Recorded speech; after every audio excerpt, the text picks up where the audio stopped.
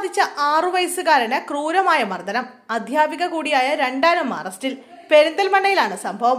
വടപുറം സ്വദേശിനിയായ യുവതിയാണ് പോലീസ് ഇന്നലെ അറസ്റ്റ് ചെയ്തത്. കുട്ടിയെ പട്ടിണിക്കിട്ട് പീഡിപ്പിച്ചു, പപ്പടക്കോൽ കൊണ്ട് പൊള്ളിച്ചു എന്നീ കുറ്റങ്ങൾ ചുമത്തിയാണ് യുവതി അറസ്റ്റ് ചെയ്തത്.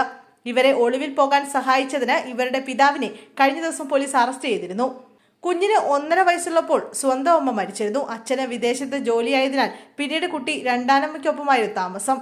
സ്വന്തം അമ്മയുടെ അച്ഛൻ കുഞ്ഞിനെ സ്കൂളിൽ കാണാനെത്തിയപ്പോഴാണ് ശരീരത്തിൽ പരിക്കുകൾ ശ്രദ്ധിച്ചത്. പിന്നാലെ ചൈൽഡ് ലൈനിൽ പരാതി നൽകുകയായിരുന്നു.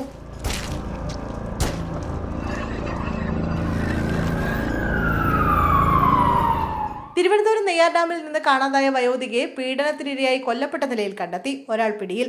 നെയ്യാർ ഡാം സ്വദേശിയായ സ്ത്രീയുടെ മൃതദേഹം തിരുനെൽവേലിയിലെ ആളൊഴിഞ്ഞ പറമ്പിൽ നിന്നാണ് കണ്ടെത്തിയത്.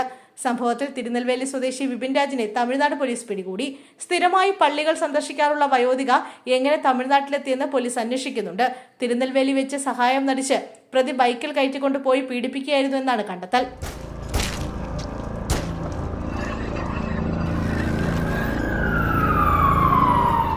6 മാസം മുമ്പ് വിവാഹിതയായ നവവധുവിനെ സ്വന്തം വീട്ടിൽ തൂങ്ങി മരിച്ച നിലയിൽ കണ്ടെത്തി.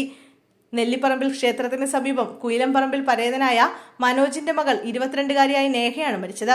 3-ാം വർഷ LLB വിദ്യാർത്ഥിനിയായ നേഹയുടെ വിവാഹം കഴിഞ്ഞിട്ട് 6 മാസമേ ആയിട്ടുള്ളൂ. ഞായറാഴ്ച നേഹയും ഭർത്താവ് പെരിഞ്ഞനം പുതുമടത്തിൽ രഞ്ജിത്തും ആലപ്പാട്ടെ വീട്ടിലെത്തിയിരുന്നു. തുടർന്ന് ഭർത്താവ് തിരിച്ചുപോയി. നേഹ മുറി തുറക്കാത്തതിനെ തുടർന്ന് വാതിൽ പൊളിച്ചു നോക്കിയപ്പോഴാണ് മരിച്ച നിലയിൽ കണ്ടത്.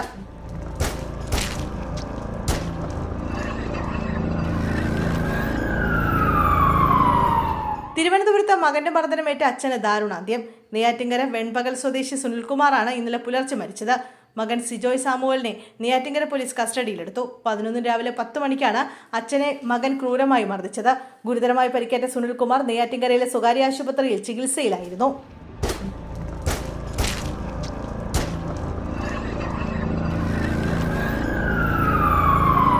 തെലങ്കാനയിൽ CPI സംസ്ഥാന കൗൺസിൽ അംഗത്തെ വെടിവെച്ച് കൊലപ്പെടുത്തി. ഹൈദരാബാദിൽ സാലിവാഹന നഗർ പാർക്കിൽ ഇന്നലെ രാവിലെ 7:30ക്കാണ് സംഭവമുണ്ടായത്. ചന്തു നായിക് എന്ന ചന്തു റാത്തോഡാണ് കൊല്ലപ്പെട്ടത്. സ്വിഫ്റ്റ് കാറിലെത്തിയ അക്രമി സംഘം മുഖത്തേക്ക് മുളകുപൊടി വിതറിയ ശേഷം വെടിയുതിർക്കുകയായിരുന്നു. 1-ലേറെ തവണ വെടിയേറ്റ ചന്തു സംഭവ സ്ഥലത്ത് വെച്ച് തന്നെ മരിച്ചു. ചന്തു നായിക് തെലങ്കാനയിലെ CPI നേതൃത്വത്തിലെ പ്രധാന നേതാക്കളിൽ ഒരാളാണ്.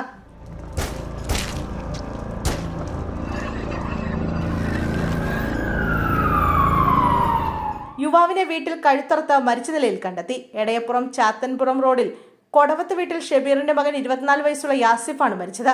ജോലി കഴിഞ്ഞെത്തിയ പിതാവ് ബാത്റൂമിൽ വെള്ളം പോകുന്നതിന്റെ ശബ്ദം കേട്ട് വാതിൽ തുറന്നു നോക്കിയപ്പോൾ കഴുത്തിൽ മൂർച്ചയുള്ള ആയുധം ഉപയോഗിച്ച് മുറിച്ച നിലയിൽ യുവാവിനെ കണ്ടെത്തുകയായിരുന്നു. ഗ്രാഫിക് ഡിസൈൻ മേഖലയിൽ ജോലി നോക്കിയിരുന്ന യുവാവിന്റെ ആത്മഹത്യാക്കുറിപ്പെന്ന് കരുതുന്ന ലെറ്റർ സമീപത്തെ ടേബിളിൽ നിന്നും പോലീസ് കണ്ടെത്തിയിട്ടുണ്ട്. ഇതിൽ സാമ്പത്തിക ബാധ്യത സൂചിപ്പിക്കുന്നതായി അറിയുന്നു. 2 ആഴ്ച മുമ്പ് ഉംറയ്ക്കായി പോയ മാതാവ് താഹിറ ചൊവ്വാഴ്ച രാവിലെയാണ് തിരിച്ചു വന്നത്.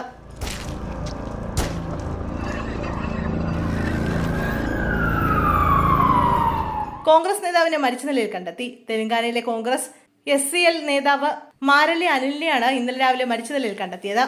കാറിൽ ഹൈദരാബാദിൽ നിന്ന് നാട്ടിലേക്ക് മടങ്ങുകയായിരുന്നു അനിൽ. മൃതദേഹത്തിന് സമീപത്തു നിന്ന് വെടിയുണ്ടകൾ കണ്ടെടുത്തു. തോളിലും നെഞ്ചിലും പരിക്കേറ്റ പാടുകളുണ്ട്. രാവിലെ CPI സംസ്ഥാന കൗൺസിൽ അംഗത്തെ അജ്ഞാത സംഘം വെടിവെച്ച് കൊന്നതിന് പിന്നാലെയാണ് കോൺഗ്രസ് നേതാവിനെയും മരിച്ച നിലയിൽ കണ്ടെത്തിയത്.